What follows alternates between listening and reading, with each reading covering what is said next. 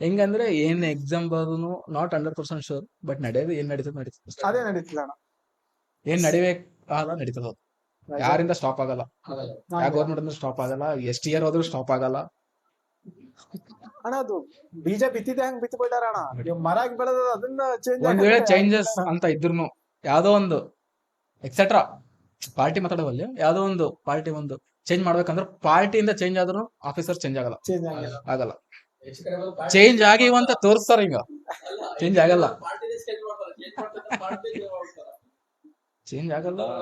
ಇಲ್ಲ, ಚೇಂಜ್ ಆಗ್ಬೇಕಂದ್ರೆ ನಾವು ಎಕ್ಸ್ಪೆಷಲ್ ಕ್ವಶನ್ ಮಾಡ್ಬೇಕು, ಚೇಂಜ್ ಆಗ್ಬೇಕು. ಜನಗಳು ಚೇಂಜ್ ಆಗ್ಬೇಕಂದ್ರೆ ಉಪೇಂದ್ರ ಸರ್ ನಂಗೆ ಬರ್ತದ. ಚೇಂಜ್ ಆಗ್ಬೇಕಂದ್ರೆ ಕ್ವಶನ್ ಮಾಡ್ಬೇಕು. ಅದಂತೂ ಕಂಪಲ್ಸರಿ. ಅಟ್ಲೀಸ್ಟ್ ಕ್ವಶನ್ ಮಾಡಕ್ ಬಂದಿಲ್ಲ ಅಂದ್ರೂ 5-6 ಜನ ಕೇಳಿದ್ರೆ ಒಂದ್ ಧೈರ್ಯ ಬರ್ತದ. ಒಬ್ಬನ ಕ್ವಶನ್ ಮಾಡ್ತಾನ, ಅದಕ್ಕೆ ಸಪೋರ್ಟ್ ಅನ್ ಮಾಡ್ಬೇಕು. ಸಪೋರ್ಟ್ ಮಾಡ್ಬೇಕು. ಅದಕ್ಕೂ ಜನ ಹೆದರ್ತಾರ, ಸಪೋರ್ಟ್ ಅದನ್ನೂ ಮಾಡಿ correct. ನಂದಲ್ಲಿ ಎಲ್ಲಿ ಬರ್ತದಪ್ಪ ಅಂತ.